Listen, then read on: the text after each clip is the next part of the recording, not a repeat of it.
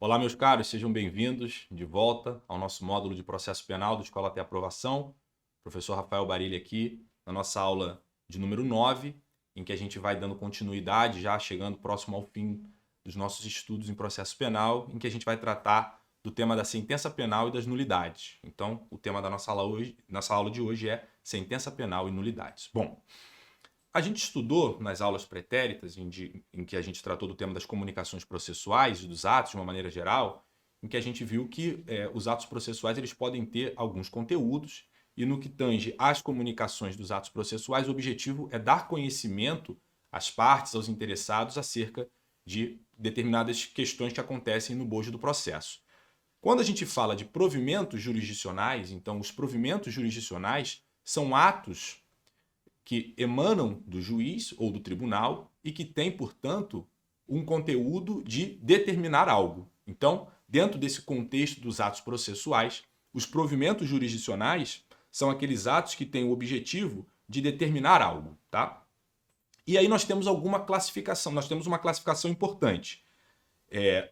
Dentro dos provimentos jurisdicionais, a primeira classificação são os despachos de mero expediente. O que é o despacho ou despacho de mero expediente? É um ato processual que emana do juiz que tem por objetivo dar andamento, dar sequência na marcha processual. Então, através do despacho de mero expediente, o juiz simplesmente dá andamento ao processo. Então, quando no caso em concreto o juiz abre vista do processo ao MP, né, o delegado, por exemplo, representa por uma prisão e o juiz abre vista ao MP, esse ato que o juiz faz é um despacho ou despacho de mero expediente. Então, é um provimento jurisdicional, é um ato que emana do juiz, que determina algo e aqui, nessa questão específica do despacho de mero expediente, o seu objetivo é simplesmente dar andamento ao processo. Ele é desprovido de conteúdo decisório, ok? O segundo item dessa classificação, mais importante que nós temos, são as decisões interlocutórias. Então, primeiro, despacho de mero expediente. Segundo, decisões interlocutórias. As decisões interlocutórias são aqueles provimentos jurisdicionais que têm conteúdo decisório, tá? Só que esse conteúdo decisório não reflete o julgamento do mérito principal. Então, através das decisões interlocutórias, o juiz não está analisando a acusação de fato. Não está analisando se o réu é ou não culpado. Ele está decidindo outras questões que são acessórias a esse mérito principal. Então, nas decisões interlocutórias, o juiz decide, mas ele não decide o mérito principal, que é a acusação, ok? Essas decisões interlocutórias, elas podem ser divididas em decisões interlocutórias simples e decisões interlocutórias mistas. Nas decisões interlocutórias mistas, o juiz ele resolve determinadas questões, determinadas decisões ao longo do processo sem extinguir o feito. Então ele decide, mas ele não extingue. Por exemplo, quando o juiz, diante de uma representação de prisão, ele decreta a prisão do acusado, ele está emitindo uma decisão interlocutória simples. Por quê? Porque tem um conteúdo decisório, ele está ali tratando, não é, dos requisitos daquela medida cautelar, a imposição ou não daquela prisão, só que não há qualquer extinção, nem ao feito, nem a uma fase incidental. Então, a decisão interlocutória mista é uma modalidade de decisão interlocutória que não põe fim ao processo. Como regra, essas decisões interlocutórias mistas, elas são irrecorríveis. Então, a rigor, as decisões interlocutórias simples, elas são irrecorríveis. Elas não são passíveis de serem atacadas por recurso, a não ser que estejam incluídas no rol do artigo 581 do CPP. O rol do artigo 581 do CPP traz lá as hipóteses de decisões interlocutórias que são atacadas por recurso em sentido estrito. Tá ok? Então, a rigor, as decisões interlocutórias simples, elas são irrecorríveis, salvo se estiverem incluídas no rol do artigo 581. O exemplo da decisão que decreta a prisão, por exemplo, é uma modalidade de decisão interlocutória simples recorrível. O recebimento da denúncia também é uma modalidade de decisão interlocutória simples recorrível, porque está incluído lá no rol do artigo 581. Tá ok? Bom, e em caso de irrecorribilidade, se for uma decisão interlocutória simples irrecorrível, ela deve ser atacada em preliminar de apelação. Então, lá no final do processo, o advogado ou o Ministério Público vai suscitar como preliminar do recurso de apelação essa decisão interlocutória que o juiz tomou e que não foi passível de recurso no momento oportuno. Tá ok? Já as decisões interlocutórias mistas, né, as decisões interlocutórias mistas são aquelas que decidem algo, não decidem o mérito principal, porque senão seriam sentenças, a gente vai ver. E só que, diferente das simples, ela põe fim ao processo ou uma fase incidental ou um processo incidental, tá ok? Então, as decisões interlocutórias mistas, elas decidem, não decidem o mérito, no entanto, elas extinguem o feito ou um procedimento, uma fase incidental, tá ok? A decisão interlocutória mista, ela pode ser terminativa ou não terminativa. A decisão interlocutória mista terminativa, que também é chamada de decisão com força de definitiva, é justamente uma decisão que, de fato, vai colocar fim ao processo como um todo. Então, ela vai pôr fim ao processo. Exemplo clássico. O advogado de defesa, ele entra com uma exceção alegando que há uma coisa julgada, ou seja, aquela acusação já foi analisada no momento anterior. Se o juiz acolher essa decisão, esse incidente de coisa julgada, que também pode ser, por exemplo, de litispendência, ele vai extinguir o feito. Né? O feito não vai ter mais seguimento. Então, nesse caso, será uma decisão interlocutória mista terminativa. Ela pôs fim a todo o processo, extinguiu o processo. O recurso cabível contra essa decisão, como regra, será a apelação.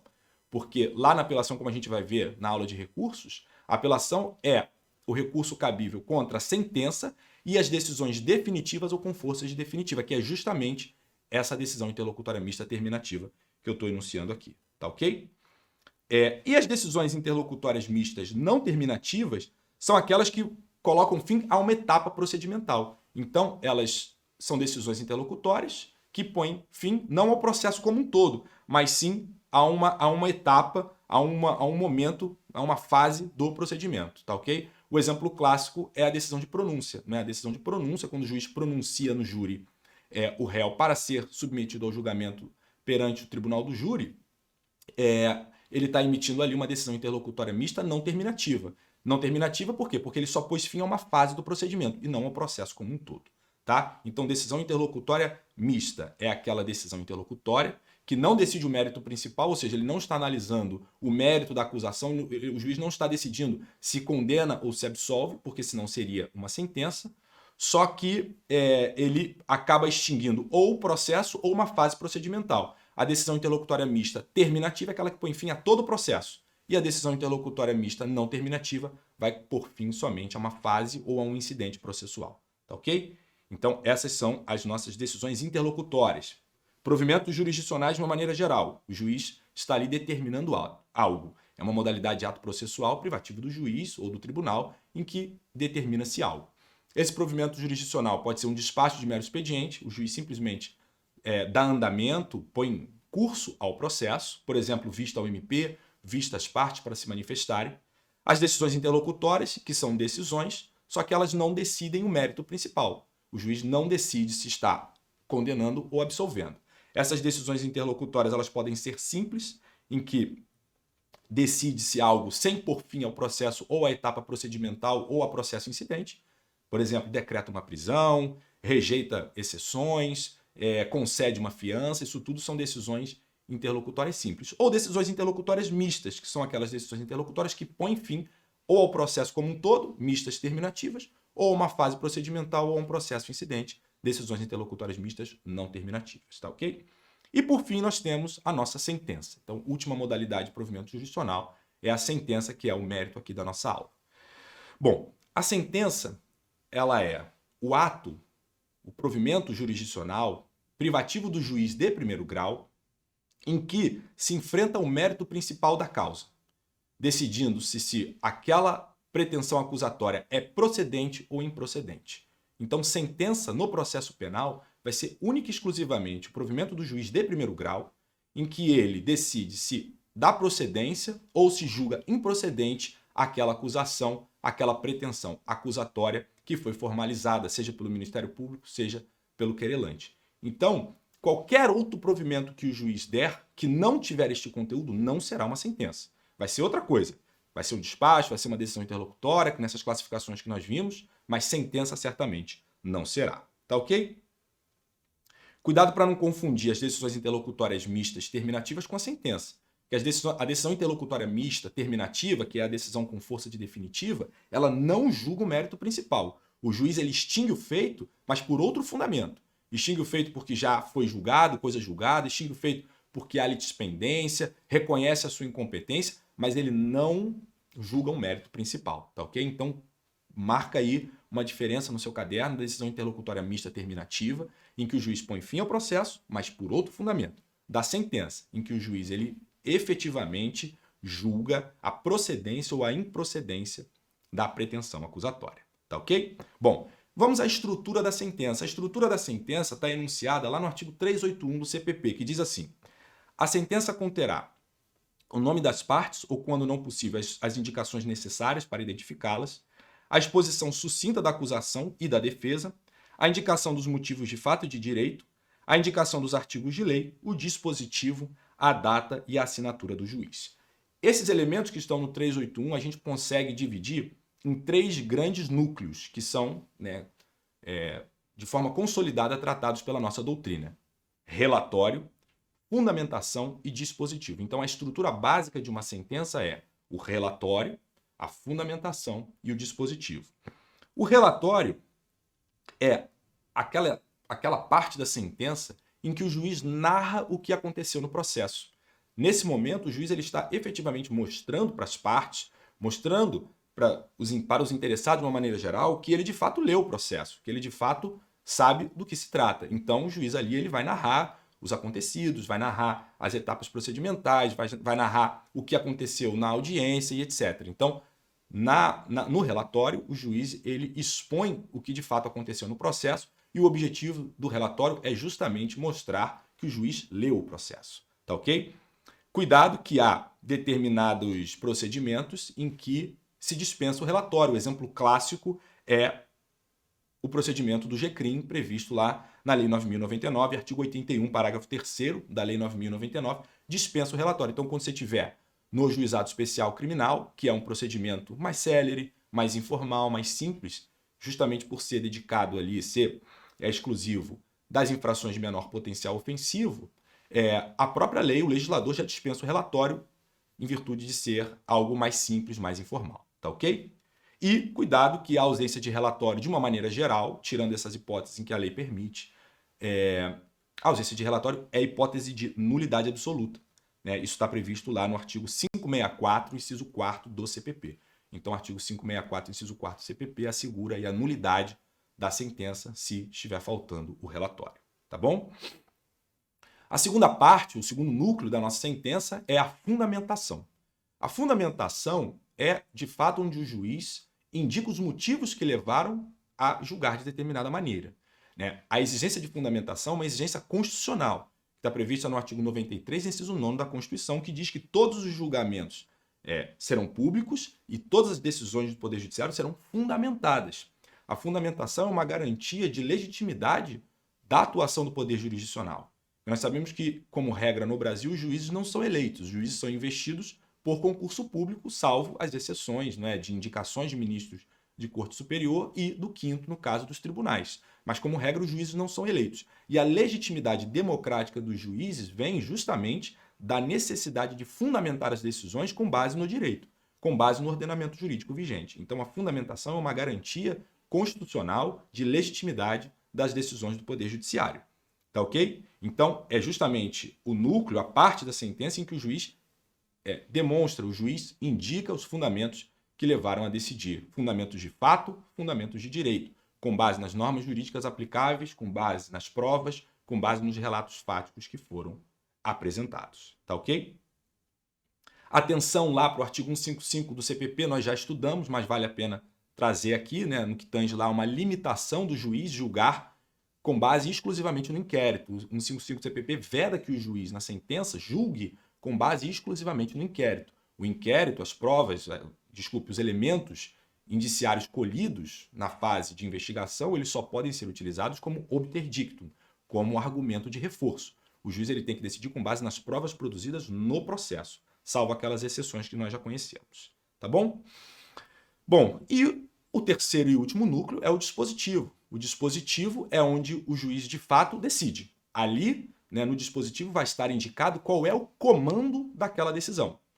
Condeno por tal motivo, absolvo por tal motivo. É isso que de fato é o dispositivo que de fato faz coisa julgada. É o dispositivo que, de fato, faz lei entre as partes, para que regule aquela situação, regule aquela relação jurídica ali, aquela relação vivida entre aquelas partes de maneira controvertida, tá bom? Então, o dispositivo é o comando final, o comando último da decisão em que o juiz, de fato, decide, tá ok? E, diante lá daqueles elementos do 381 do CPP, ainda a gente pode trazer um quarto e último núcleo, que é fundamental, mas que não aparece nesses elementos que são consolidados na doutrina, que são os elementos de autenticação. Né? A necessidade da sentença estar assinada, a necessidade da sentença estar datada, né? São requisitos extrínsecos que dão justamente essa validade, essa concretude para a nossa decisão.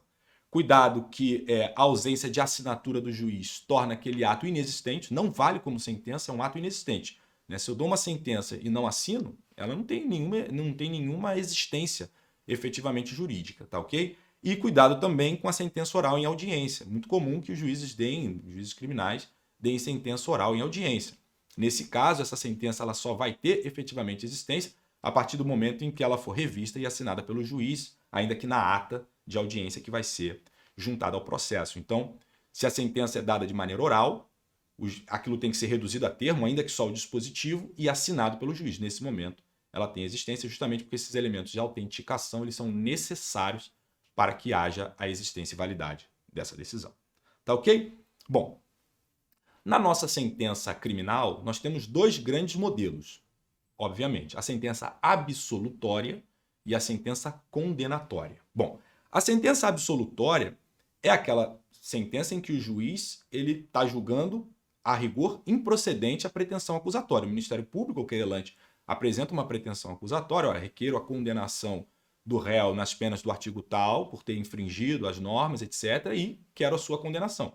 Na sentença absolutória, o juiz está dizendo, olha, isso é improcedente. Só que existem algumas modalidades. A sentença absolutória própria é justamente essa que eu falei, em que o juiz julga improcedente o pedido condenatório e não implica em qualquer sanção. O réu, então, ele não vai ter nenhuma sanção aplicada em seu desfavor, justamente porque é uma sentença que julgou improcedente o pedido condenatório. Já a sentença absolutória imprópria é aquela em que o juiz reconhece que o fato apresentado é um fato típico e ilícito, só que o réu não é culpável. O réu é inimputável ou semi-imputável e, portanto, o juiz decide por aplicar uma medida de segurança. Então, na sentença absolutória imprópria, o juiz ele não está julgando improcedente a acusação. Ele está, inclusive, julgando procedente. Só que ele reconhece que o réu é inimputável. E ele não pode aplicar aquela pena combinada, ele tem que aplicar uma medida de segurança que tem uma finalidade preventiva, uma finalidade efetivamente de cuidar ali, de impor ali um tratamento para aquela pessoa, tá ok? Então, absolutória própria, absolutória imprópria. A sentença absolutória também pode ser uma sentença absolutória sumária, que é aquela que está prevista nos artigos 397 do procedimento ordinário e 415 do júri, que nós já vimos. Como regra, a sentença absolutória sumária ela é feita sem a produção de provas. O juiz, ele já ali, de uma maneira sumária, no início do processo, já reconhece que é caso de absolver por inexistência do fato, por manifesto da existência de causa excludente de ilicitude, etc. Só que cuidado, no júri, no 415, essa sentença ela vem após a instrução da primeira fase. Então, após a IJ da primeira fase do júri, o juiz emite a sua sentença absolutória. Sumária é a diferença entre esses dois artigos. O 397, antes da IJ, no início do procedimento. No 415, no final da primeira fase do júri, após a IJ, o juiz emite a sua sentença absolutória imprópria, ou sumária, no júri. E a sentença absolutória anômala. Esse nome é trazido pela doutrina naquelas hipóteses em que o juiz concede o perdão judicial. Então, quando for previsto na lei penal a possibilidade de concessão do perdão judicial, por exemplo, o crime de homicídio culposo, o juiz ele vai conceder uma sentença absolutória anômala. Por quê? Porque ele está reconhecendo que, de fato, houve fato típico, ilícito, culpável, portanto, é procedente a acusação. Só que ele concede o perdão judicial, porque é justamente uma faculdade ali humanitária que é prevista pelo legislador para casos muito pontuais, para casos muito específicos. Tá ok? Os fundamentos da sentença absolutória estão no 386 do CPP. Esse é um artigo de leitura obrigatória, tem que estar no teu material, transcreve esse artigo, porque é justamente as indicações, os motivos que vão levar o juiz a absolver aquele réu. Então, 386 diz: o juiz absolverá o réu mencionando a causa na parte dispositiva, desde que reconheça estar provada a inexistência do fato. Então, o juiz reconheceu que está provado que o fato não aconteceu. É um julgamento com base em certeza. Então, o inciso 1, o juiz ele fundamenta com base em certeza. Isso é importante porque, como a gente viu lá na ação civil ex delito, a ação civil reparatória que decorre da prática de crime, se o juiz absolver com base em certeza, vai haver uma vinculação do juízo civil. O juízo civil não vai poder reconhecer de maneira diferente. Se a sentença não for fundada em certeza, tiver uma dúvida, o juiz civil vai poder decidir da maneira que melhor aparecer ali dos autos, tá ok? Então, no inciso 1, o juiz ele julga com base em certeza, está provada a inexistência do fato. Inciso 2, não haver prova da existência do fato. Olha a diferença, aqui já é dúvida. Então, ele está absolvendo porque não há provas, mas lá no juízo civil pode ser diferente. No inciso 3, não constituir o fato infração penal. Então, o juiz reconheceu a atipicidade da conduta. É também juízo de certeza, só que aqui não há vinculação. Por quê? Porque o fato de ser atípica conduta penalmente não quer dizer que não seja um ilícito civil. Então, o juiz vai poder reconhecer o juízo do civil, vai poder decidir de maneira diferente. Inciso 4, estar provado que o réu não concorreu para infração penal, decisão com base em certeza, prova de que o réu não concorreu, ele não é autor nem partícipe desse fato. E o inciso 5º, não existir prova de ter o réu concorrido para infração penal, é justamente o indúbio, né? O indúbio pro réu aqui, a decisão com base em dúvida, não há vinculação. E por fim, inciso 6º, existirem circunstâncias que excluam o crime ou isentem o réu de pena. Então, aqui circunstâncias que excluem o crime, hipóteses, por exemplo, de excludente de ilicitude, ou isentem o réu. Nesse caso, isenção do réu de pena, se for inimputabilidade, lembrar, sentença absolutória imprópria. O juiz vai ter que aplicar uma medida de segurança. E inciso 7º, final, não existir prova suficiente para a condenação, é o inciso mais amplo, que justamente consagra aí de maneira mais ampla o princípio do indúbio pro réu. Caso de dúvida, não existir prova suficiente para a condenação, o juiz tem que absolver um daqueles princípios que nós vimos lá na nossa primeira aula. Tá ok? Quais são os efeitos dessa sentença absolutória? O primeiro efeito é justamente a colocação do réu em liberdade, caso ele esteja preso, obviamente. Cuidado, é muito comum na prática, na sentença, haver sentenças absolutórias que não culminam na efetiva liberdade do réu, porque ele pode estar preso por outro motivo. Então, os juízes, quando vão exarar sentenças absolutórias, colocam: ponha-se o réu em liberdade se por outro motivo não estiver preso, porque aí vai ter que ver lá, né, o fundamento dessa outra prisão, se é um outro processo, é um cumprimento de pena, enfim, tem que ver por que o réu está detido e esse efeito da sentença absolutória não será efetivado, mas o efeito principal da sentença absolutória é justamente a colocação do réu em liberdade. E existem alguns efeitos secundários que estão previstos pela legislação. Primeiro, restituição da fiança, está previsto lá no 337 do CPP. Então, se o réu pagou fiança, levantamento de arresto ou cancelamento de hipoteca judiciária, nós vimos essas medidas cautelares. Se ele for absolvido, vai ser feito o levantamento dessas medidas constritivas. Impossibilidade de ajuizamento de nova condenação pelo mesmo fato, justamente pela coisa julgada. Então, se o réu foi absolvido, não pode haver uma nova ação pelo mesmo fato. Se for um fato distinto, aí é possível porque há diferença na base fática na causa de pedir. Mas se for o mesmo fato, não é possível. Tá ok? Então, essa é a sentença absolutória. E, de outro lado, nós temos a sentença condenatória. A decisão condenatória, a sentença condenatória, é aquela em que o juiz julga procedente o pedido condenatório, feito ou pelo Ministério Público ou pelo querelante. Tá? E a medida principal vai ser, como regra, a imposição de uma pena. Então, o juiz condena e impõe uma pena. Diz como regra, por quê? Porque a hipótese, né, muito comum, inclusive, de que não há imposição da pena porque há algum fato obstativo, por exemplo, a prescrição. O juiz reconhece a condenação, é procedente, mas deixa de aplicar a pena, inclusive extingue a pena pela existência de prescrição, seja pela pena em abstrato, seja pela pena em concreto. Tá ok? Uma pergunta, é possível que o MP, pedindo a absolvição, o juiz venha a condenar? Então, imagina, lá em alegações finais, após a audiência de instrução, o MP se convence de que não houve ali motivo para aquele pedido condenatório, enfim, entendeu com base né, no que aconteceu no processo, que não é caso de pedir a condenação, e pede a absolvição. O juiz ainda assim pode condenar? Bom, está previsto na legislação, no artigo 385 do CPP, que vale a pena a gente ler. Diz lá: nos crimes de ação pública, o juiz poderá proferir sentença condenatória, ainda que o Ministério Público tenha opinado pela absolvição, bem como reconhecer agravantes, embora nenhuma tenha sido alegada.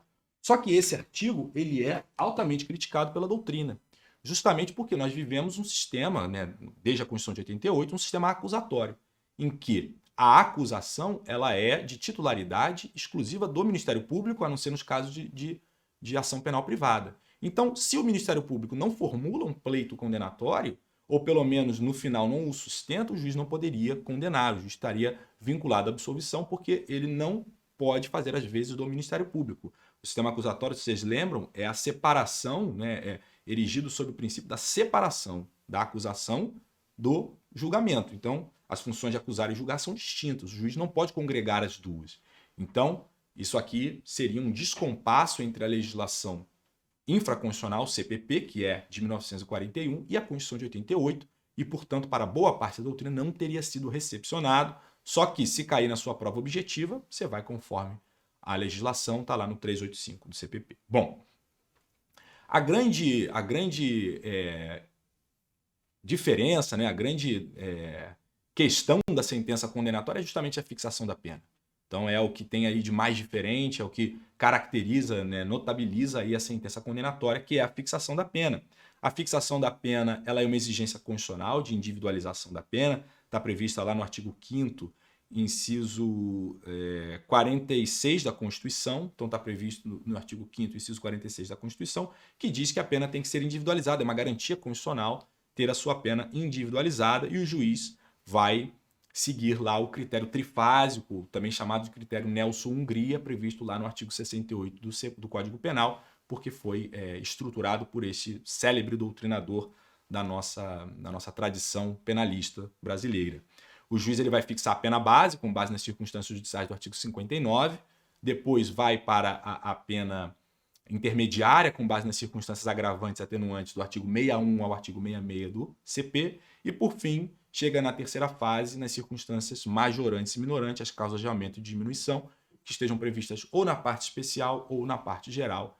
Lembrando que essa última fase é a única que pode ultrapassar os limites de pena. As duas anteriores, o juiz fica sempre restrito ao máximo e mínimo, a terceira fase não. A terceira fase, o juiz pode chegar aí a uma pena ou inferior ao mínimo ou superior ao máximo.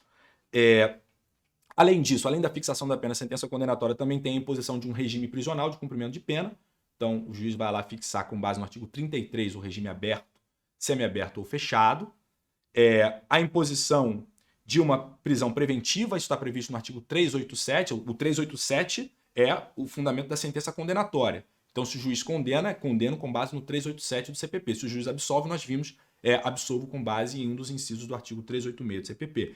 E lá no 387, parágrafo 1º, diz que o juiz ele vai ter que decidir nesse momento sobre a aplicação ou não de uma medida de prisão ou uma medida cautelar diversa.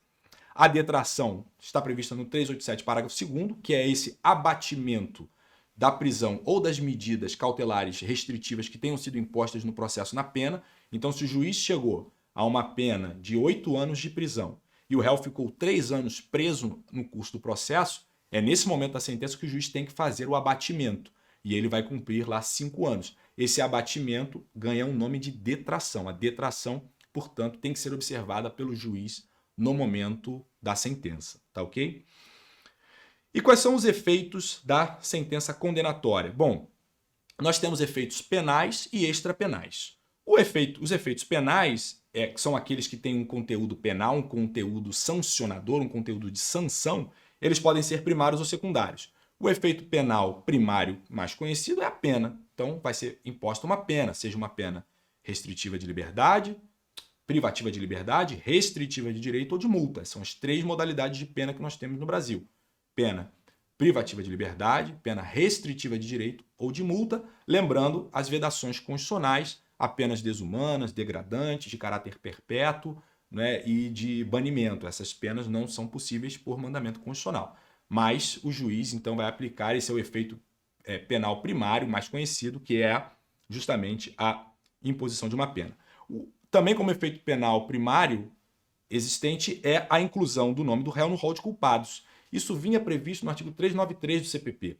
Né? O juiz ele colocava lá na sentença incluir o nome do réu no rol de culpados. Esse rol de culpados era um livro cartorário que tinha, né, nas varas em que se colocava lá o nome do réu. Isso era, enfim, uma prática aí até de constrangimento e vexatória. O grande problema é que esse artigo foi revogado e boa parte da doutrina entendia inconstitucional. Por quê? Porque violaria a presunção de inocência, na medida em que a imposição de qualquer restrição no nome da pessoa como condenado só seria possível a partir do trânsito em julgado, após o trânsito em julgado. Então, essa inclusão do nome não seria possível. Hoje você vê alguns juízes que mantêm essa medida, outros que dizem dispensam a inclusão do nome, que só pode ser feita após o trânsito em julgado, em virtude da revogação do 393. Enfim, é algo que ainda não é seriamente tratado na prática, mas na doutrina hoje é algo já mais tranquilo de que só poderia haver essa inclusão do nome após o trânsito em julgado. Tá ok? E nós temos como efeito penal secundário a reincidência. A reincidência, portanto, que é essa restrição que vai ensejar uma série de consequências prejudiciais para o réu. Por exemplo, o réu reincidente não pode obter substituição da pena privativa de liberdade por restritiva de direito. O réu reincidente, como regra, tem a imposição do regime fechado no cumprimento de pena, entre outros. Então, a reincidência é um efeito penal secundário, justamente porque vai trazer uma série de implicações negativas para aquele réu no futuro. E tenham muito cuidado, isso é matéria lá do direito penal, mas a gente tem que tratar aqui ainda de forma superficial, cuidado com a jurisprudência do STJ para entender o que é de fato reincidência. A reincidência tem que ser um fato anterior ao cometimento do crime e que tenha trânsito em julgado anterior ao cometimento do crime, dentro do período depurador de 5 anos. Então, se o indivíduo comete um crime hoje, ele será considerado reincidente se ele já tiver um fato anterior com trânsito em julgado anterior. Se o fato for anterior e o trânsito em julgado posterior, não é reincidência. Tá ok? Se o fato é posterior, muito menos. Então, o fato tem que ser anterior, com trânsito em julgado anterior, dentro do período de 5 anos. Ultrapassado esses períodos de 5 anos, para o STJ é somente maus antecedentes. Tá ok? Fato anterior, trânsito em julgado posterior, também somente maus antecedentes. Qualquer fato que seja posterior não é levado em consideração no momento da fixação da pena, ali no momento daquela sentença em particular. Tá ok, gente? Então, cuidado com o que o STJ considera como reincidência, que são geralmente hipóteses específicas, tá ok? Bom, e os efeitos penais? Então, nós vimos efeitos penais primários, pena, inclusão do nome do réu no rol de culpados e a discussão, e o efeito penal secundário, a reincidência. E nós temos alguns efeitos chamados extrapenais, que são efeitos que não têm conteúdo decisório, mas que são sancionadores, né, ao réu em outras áreas. Como, por exemplo, estão previstos lá no artigo 91 do CP os efeitos extrapenais obrigatórios e no 92 e em outras normas os efeitos extrapenais específicos. Então, os efeitos penais obrigatórios genéricos no artigo 91 e os efeitos extrapenais específicos no artigo 92 e em outras disposições que possam surgir. Tá ok? Deixa eu dar uma lida no 91 do CP para que a gente saiba pelo menos os efeitos extrapenais obrigatórios genéricos. São efeitos da condenação: tornar certa a obrigação de indenizar o dano causado pelo crime. Então, uma obrigação de indenizar, ela é obrigatória. E lembrar, inclusive, que hoje, né, o 381... Deixa eu só dar uma lembrada aqui no artigo. O 387, inciso 4º do CPP, determina que na sentença condenatória o juiz fixe o quantum mínimo indenizatório. Então, o juiz, na condenação, na sentença condenatória, ele pode, desde que haja pedido da acusação, o juiz não pode fazer de ofício. Desde que haja pedido da acusação, o juiz já pode fixar um mínimo indenizatório. Isso foi uma inovação trazida por reforma do CPP e que foi considerada muito positiva, porque já discute, na verdade, evita discussões mais graves lá no juízo civil, que vai tratar da indenização posteriormente. E qual foi o fundamento dessa reforma? O fundamento foi que o juiz criminal ele tem um contato mais próximo dos fatos, porque ele precisa desse contato mais próximo para poder julgar se a acusação é ou não procedente. Então ele vai ter melhores condições de avaliar pelo menos o mínimo indenizatório do que o juiz civil. E aí, se lá depois quiser ser feita uma prova para aumentar esse quanto de indenização, vai ser possível. Aqui é tão somente o mínimo, tá ok? Então, quanto a essa obrigação de tornar certa, quanto a esse efeito penal, quanto a esse efeito extrapenal obrigatório do 91, inciso 1, você tem que fazer uma correlação com o 387, inciso 4, que trata justamente dessa possibilidade do juiz fixar o quanto mínimo indenizatório. Eu digo possibilidade porque, primeiro, tem que ter pedido da acusação e, segundo, o juiz tem que ter elementos. É muito comum você ver juízes criminais que dizem, não tenho elementos para fixar o quanto mínimo indenizatório e aí não fixa. Tá? Se a parte quiser recorrer, vai recorrer. Tá ok? Inciso 2. A perda em favor da União, ressalvado o direito do lesado ou do terceiro de boa-fé dos instrumentos do crime. Então, se foi um crime de porte de arma, um crime de roubo, com algum armamento, etc., esses bens vão ser perdidos em favor da União. Desde que constituam em coisas cujo fabrico, alienação, uso ou porte ou detenção constitua fato ilícito. E B, do produto do crime ou de qualquer bem ou valor que constitua proveito auferido pelo agente com a prática do fato criminoso. Então, se o agente auferiu algum bem, algum valor com a prática daquele crime, será perdido em favor da União. Isso também é um efeito extrapenal obrigatório do 91, desde que não prejudique direito de terceiro de boa-fé, tá bom? Ou da própria vítima, do lesado, tá? Então, esses são os nossos efeitos extrapenais obrigatórios, específicos, genéricos, e os específicos estão no artigo 92, você dá uma lida, 92 do Código Penal, isso é matéria de direito penal, e em outras normas que podem vir a acontecer, vir a prever aí algum efeito da condenação.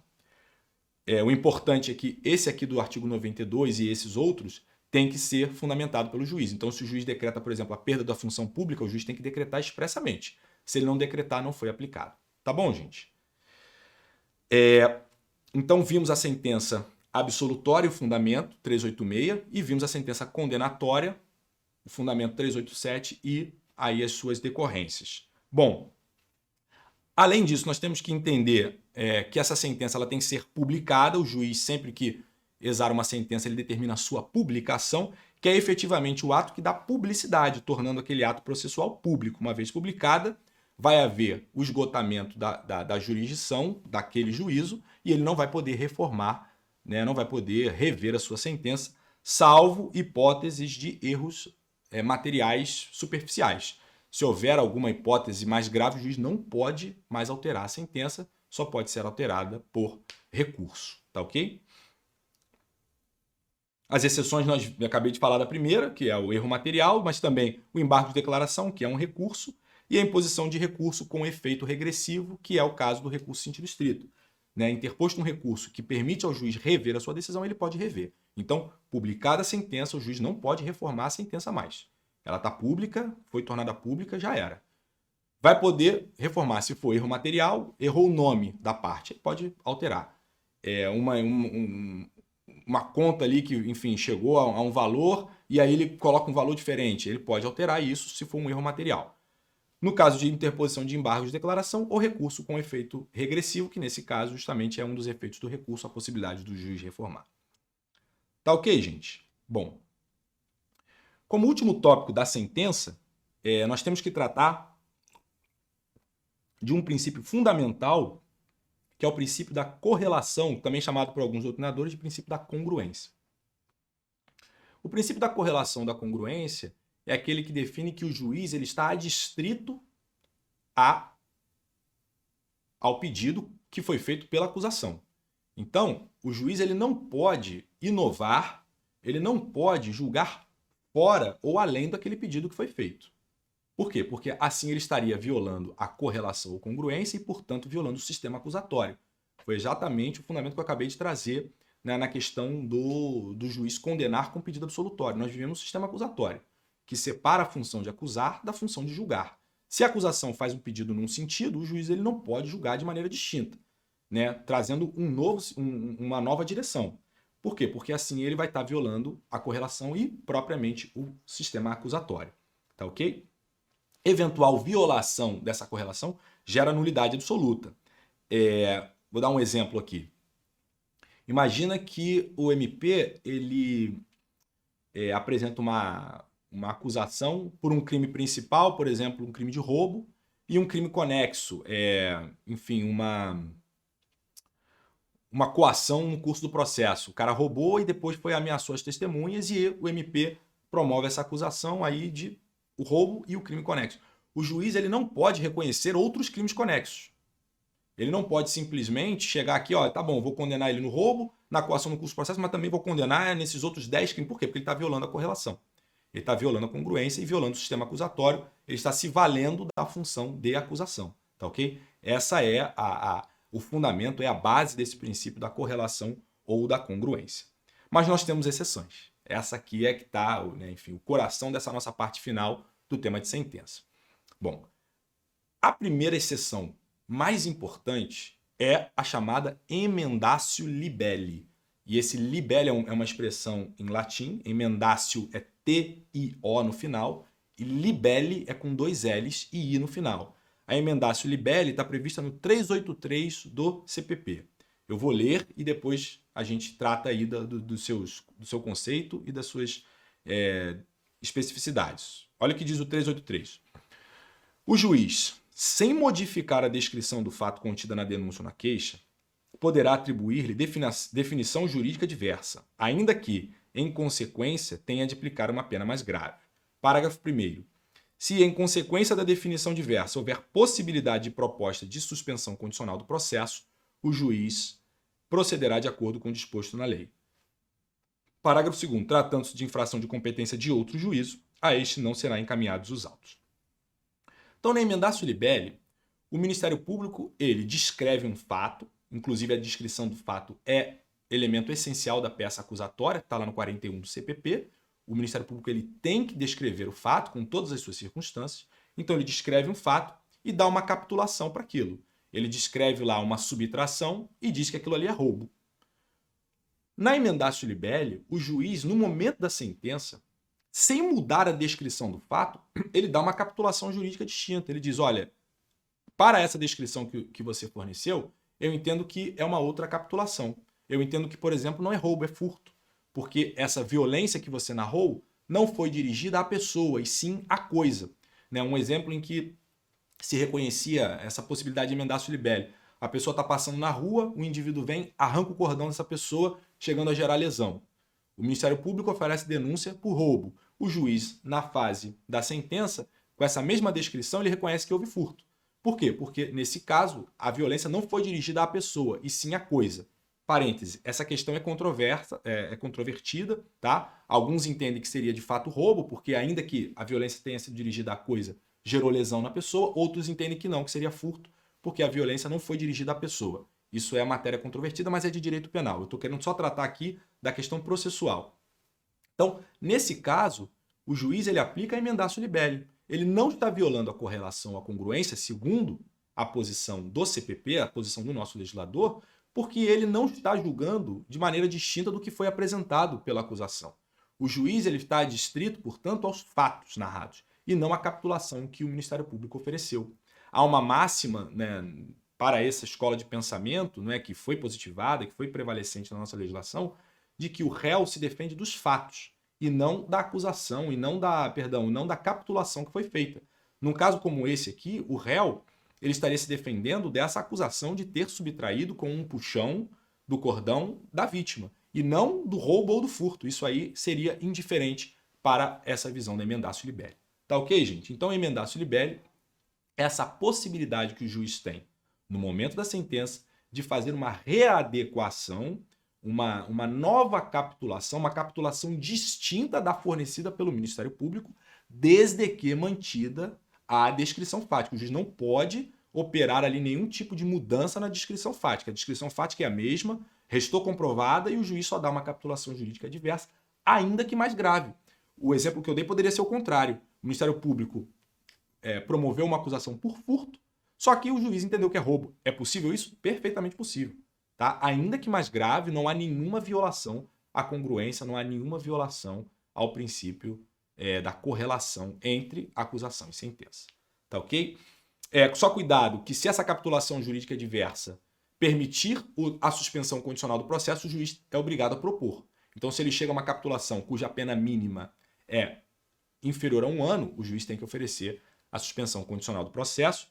E se gerar uma competência territorial, uma competência relativa distinta, o juiz não vai remeter os autos. Por quê? Por que ele não remete os autos? Porque aqui o processo já transcorreu inteiro. Já passou a audiência, já passou tudo. O juiz, inclusive, está vinculado àquele processo em virtude do princípio da identidade física. Né? O princípio da identidade física é aquele que diz que o juiz que participou da instrução processual, participou da audiência, ele está vinculado para emitir sentença. Então, ainda que com a emendatio libelli ele chega a uma competência territorial, uma competência relativa diferente, ele não pode enviar os autos. Se for absoluta, ele vai ter que enviar. Mas se for relativa, ele não envia porque ele está vinculado em virtude da sua identidade física. Tá ok? Bom, qual é o momento que a emendatio libelli opera? Acabei de falar, né? A emendatio libelli ela ocorre na sentença. O juiz ele tem que dar vista à defesa, às partes? Não, não precisa. Ele faz direto na sentença, simplesmente publica a sua sentença. Se as partes não concordarem, elas recorrem. Não é necessário que o juiz diga que vai fazer emendatio libelli e dê vista às partes. Por quê? Porque aqui não está havendo nenhuma alteração fática. Não está havendo nenhuma descrição, uma alteração de descrição dos fatos. O que está havendo é tão somente uma alteração da capitulação jurídica, que é permitida pela legislação processual, pelo artigo 383 do CPP. Não há violação à correlação, tá ok? Então o juiz, no momento da sentença, ele simplesmente opera a sua readequação jurídica do fato e decide, tá ok?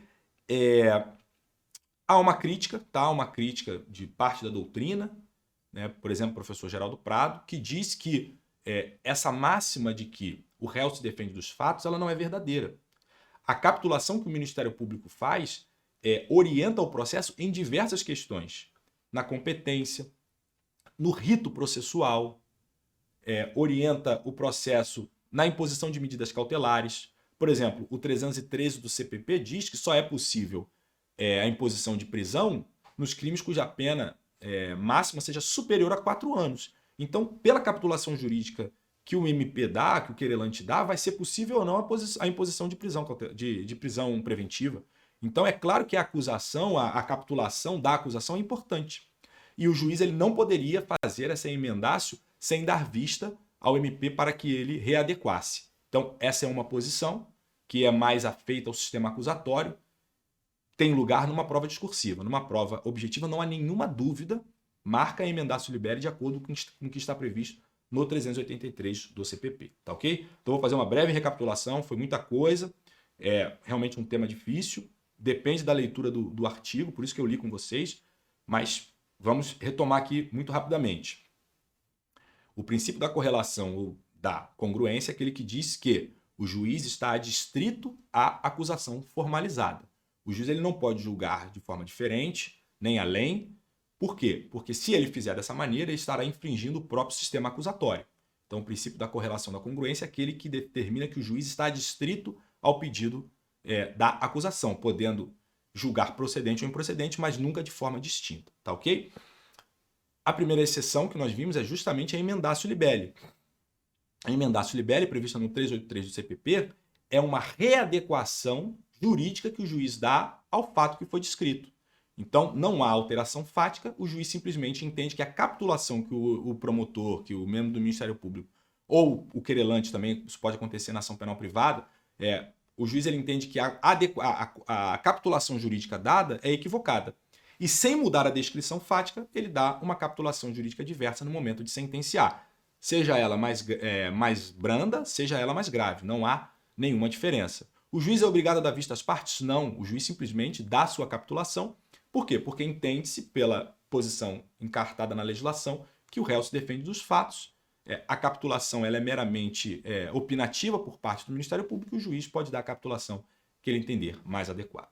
Tá ok? E lembra, por fim, das críticas. Né? Há uma crítica de que essa máxima não é verdadeira, a capitulação ela é fundamental, o juiz, quando faz isso, ele está prejudicando o réu, porque o réu ele se defendeu daquilo que ele tomou conhecimento, ele não pode ficar imaginando qual é a capitulação jurídica que o juiz vai dar.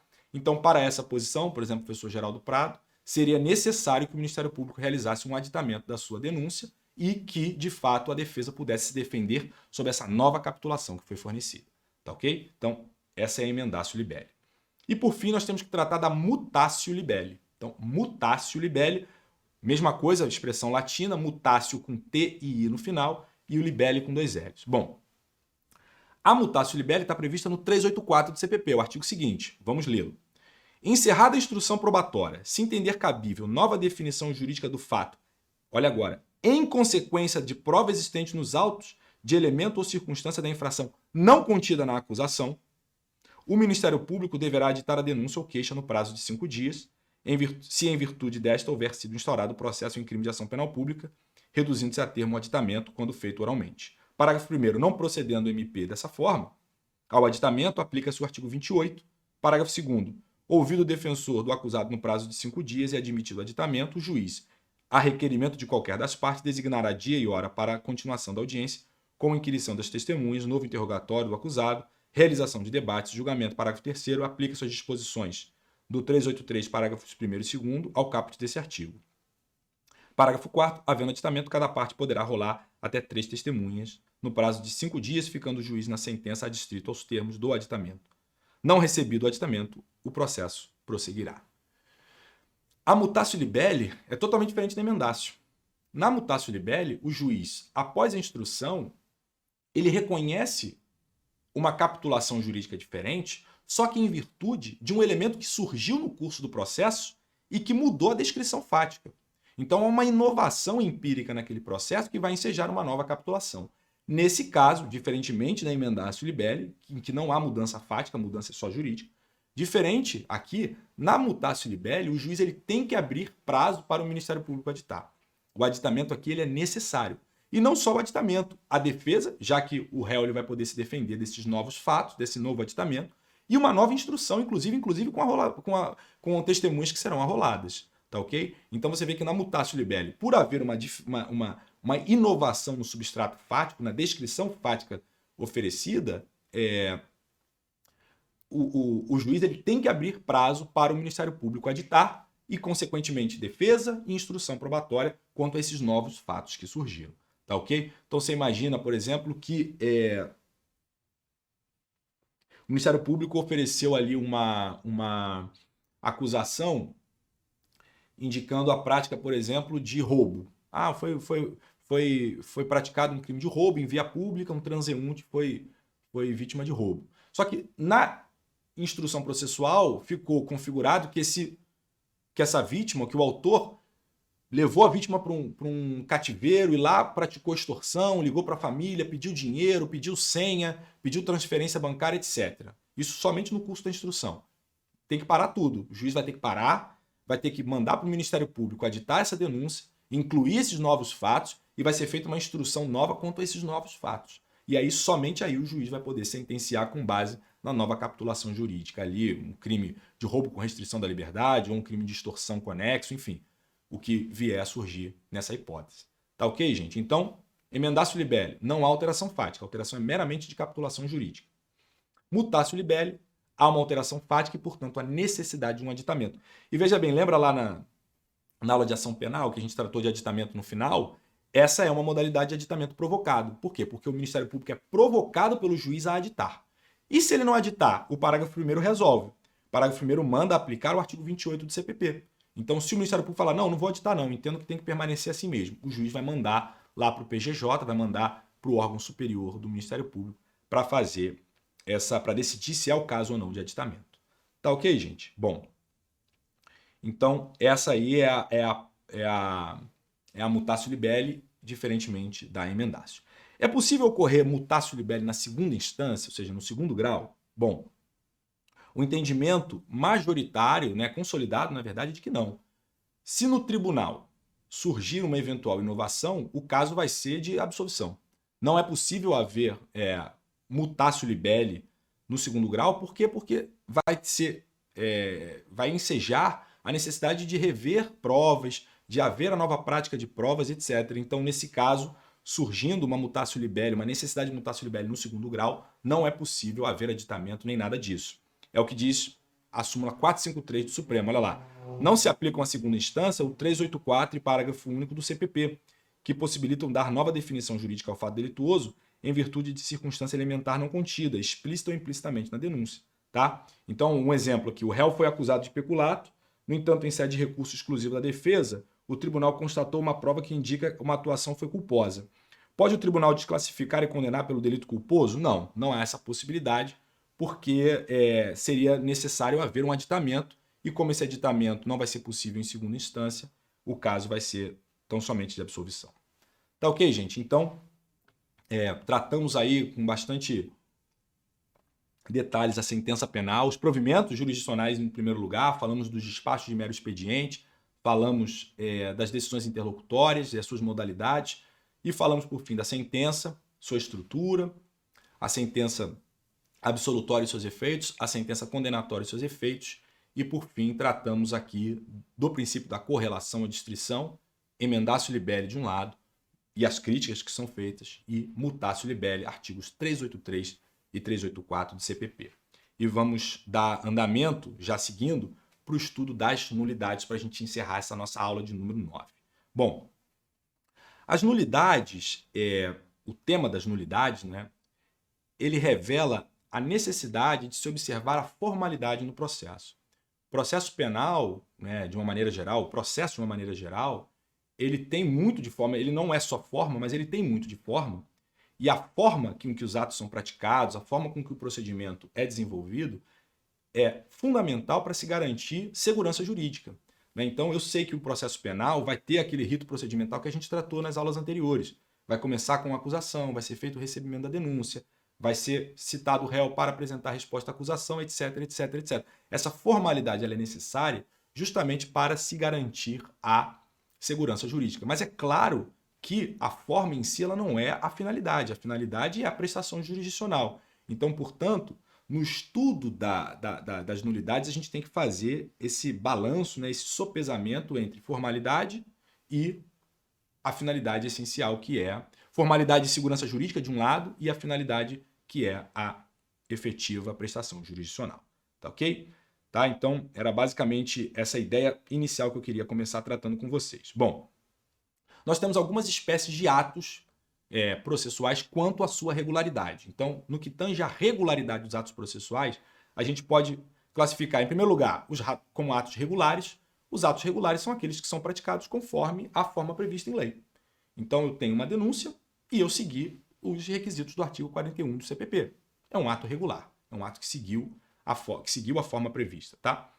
Nós temos, dentro dos atos irregulares, né, então a segunda modalidade, os atos irregulares, que são aqueles que não estão prevendo, não estão de acordo integralmente com a forma prevista, nós temos, em primeiro lugar, as meras irregularidades. O que são as meras irregularidades? São aquelas irregularidades de menor importância que não são capazes de gerar invalidade, não são capazes de gerar nulidade do ato. Então, há uma irregularidade muito pequena, uma irregularidade que não é capaz de trazer qualquer prejuízo à validade do processo. Tá? O exemplo clássico de mera irregularidade é o 366, a súmula 366 do Supremo, que diz assim: não é nula a citação por edital que indica o dispositivo da lei penal que, embora não transcreva a denúncia ou a queixa, ou não resuma os fatos em que se baseia. Então, lembra lá da citação por edital, que é aquela em que o réu está em local incerto ou não sabido, e o juiz simplesmente manda expedir um edital. Há uma necessidade de que haja ali, né, enfim, o conteúdo daquela acusação que está sendo feita para que, caso o réu tome conhecimento desse edital, ele saiba o que está sendo oferecido contra a sua pessoa. A súmula 366 do CPP diz, olha, se essa citação por edital tenha indicado o artigo de lei, não há nulidade, é mera irregularidade não transcrever a denúncia ou a queixa ou não resumir os fatos. Por quê? Porque o réu, tomando conhecimento daquilo e do artigo de lei, ele vai procurar saber e vai suprir aí eventual deficiência. Então, esse é um exemplo da jurisprudência sumulada do Supremo, súmula 366, de uma mera irregularidade. Então, a mera irregularidade é aquela invalidade, aquela irregularidade em que não há efetivo prejuízo e não há capacidade de macular a validade, seja do ato ou do processo. Então, essa é a primeira irregularidade, a mera irregularidade. Nós temos como segunda modalidade de atos irregulares os atos nulos. Os atos nulos são aqueles que violam a regularidade, né, processual e que são capazes de efetivamente trazer prejuízo para a parte. Essa nulidade, esse ato nulo, pode ser um ato nulo absoluto, uma nulidade absoluta, ou uma nulidade relativa. Tá? A nulidade absoluta é aquela que atenta contra a norma de interesse público. Então, atenta contra uma norma de interesse público e que o prejuízo ele é presumido.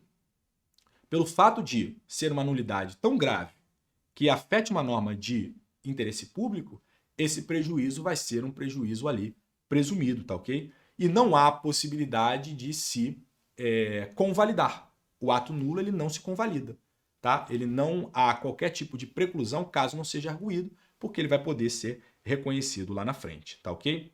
A única possibilidade de convalidação do ato nulo seria o trânsito em julgado. Havendo trânsito em julgado, haveria ali o efeito lá que a gente estuda no processo civil da sanatória geral com o trânsito em julgado, que estão saneadas qualquer nulidade, inclusive as nulidades absolutas. No processo penal isso é um pouco mais complicado, porque a gente está tratando aqui de liberdade, enfim, a gente está tratando de valores que são mais graves. Então, há um entendimento de que, no caso de nulidade absoluta, nem mesmo com o trânsito em julgado seria possível haver essa convalidação. O réu ele poderia a qualquer momento fazer uma revisão criminal, entrar ali com HC para reconhecer essa nulidade absoluta, tá ok? Então, a nulidade absoluta é aquela invalidade que atenta contra a norma de interesse público e que, portanto, não se convalida, pode ser arguída a qualquer tempo e, no caso do processo penal, não admitiria sequer saneamento com o trânsito em julgado, tá ok? Bom, o Código de Processo Penal, ele tentou adotar ali no 564 seguinte uma modalidade de uma estratégia de tipicidade dos atos nulos. Só que a gente sabe que qualquer enumeração que o legislador fizer vai acabar insuficiente. Por quê? Porque a sociedade vai evoluindo, a vida vai vai ficando cada vez mais heterogênea e não tem como o legislador simplesmente tentar enumerar. Qualquer enumeração que o legislador faz sempre tende a se tornar, enfim, precária no futuro. Tá ok? Então, o 564 ele tentou trazer ali um modelo de tipicidade, só que esse rol ele é um rol totalmente insuficiente. Quando o legislador fez isso lá em 41, a sociedade era de um jeito. Hoje nós temos informatização, temos uma porção de coisas que tornam completamente diferente essa realidade. Vamos dar só uma olhada no rol? E aí a gente depois trata dos conceitos. A nulidade ocorrerá, diz lá o 564, por incompetência, suspeição ou suborno do juiz. Então está tratando aqui de questões que envolvem a pessoa do juiz. Por ilegitimidade da parte, trata aqui de condição da ação. Por falta das fórmulas ou dos termos seguintes. Aí ele vai trazer lá uma série de atos processuais que tem que seguir uma formalidade e a ausência dessas formas traria ali uma nulidade. Só que, é o que eu acabei de dizer, essa enumeração não é uma enumeração taxativa, tá ok? Então, essas seriam as nulidades absolutas. E as nulidades relativas? A nulidade relativa é aquela que atenta contra uma norma de interesse particular da parte. Então, é uma norma que atenta contra o interesse da parte específico e tem que ser arguído por ela. Se não for arguído por ela, vai haver a preclusão. Então, a parte tem que arguir num prazo determinado. Se não for arguído, vai haver a chamada preclusão. No caso da nulidade relativa, é necessária a comprovação de prejuízo.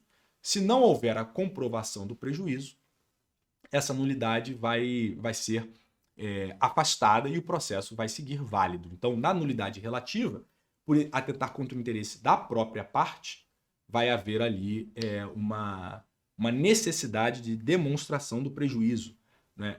O princípio que trata disso é o princípio que tem origem francesa. Eu vou falar e depois vocês pesquisam, porque até para soletrar é difícil, né? Mas o STJ usa recorrentemente, então não vai ser difícil.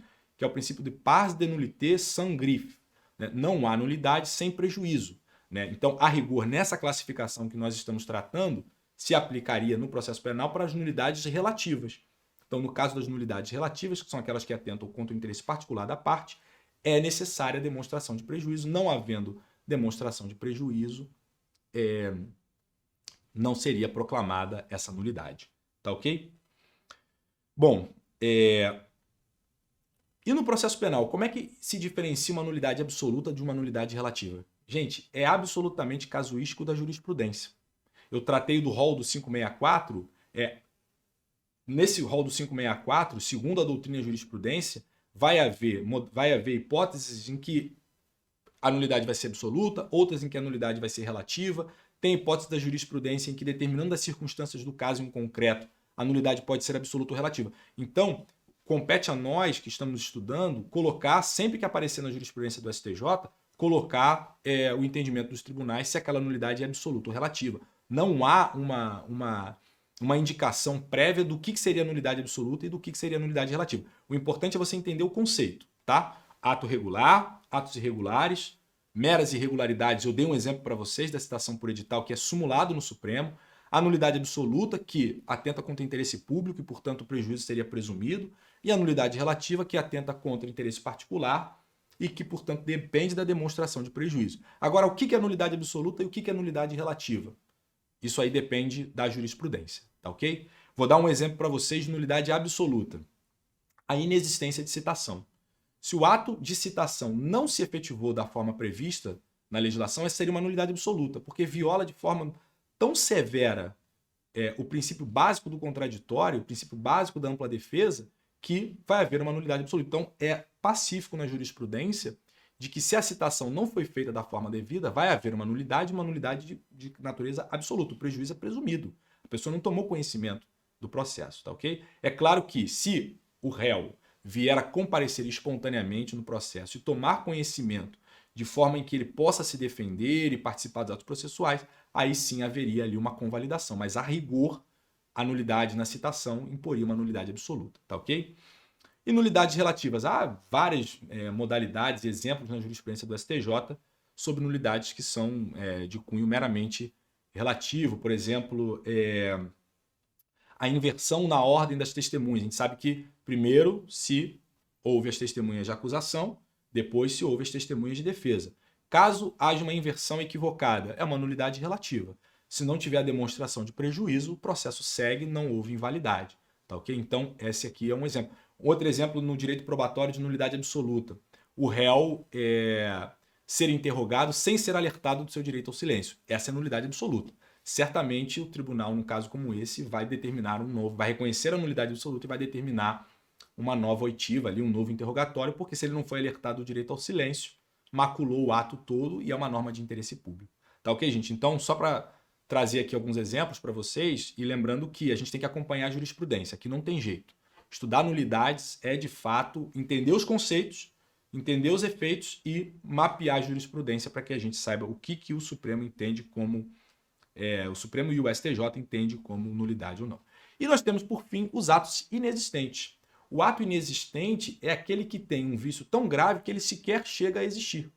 Sequer chega a ter uma existência no mundo jurídico. Ele é considerado um nada jurídico. Por exemplo, uma denúncia que seja promovida por um particular. Né? Então, o cara num crime de ação penal pública, o particular chega lá e oferece denúncia. Então, a denúncia é um ato privativo do Ministério Público.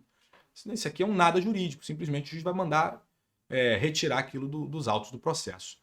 Cuidado que lá no processo civil, na doutrina de processo civil, há professores, doutrinadores, como por exemplo a professora Teresa Arruda Winwambier, que entende que a inexistência de citação, a citação equivocada é ato inexistente, porque é tão grave que não seria nenhuma nulidade absoluta, seria um nada jurídico. Não é a posição que prevalece. A posição que prevalece seria uma nulidade absoluta. Né? Então, haveria nulidade, o prejuízo seria presumido, só que o ato ele teria sim uma existência, tá ok? Não seria o caso de inexistência. Tá ok, gente? Então, esse é o panorama das nossas irregularidades e nós temos que, por fim, tratar tão somente de alguns princípios que são importantes no contexto das nulidades.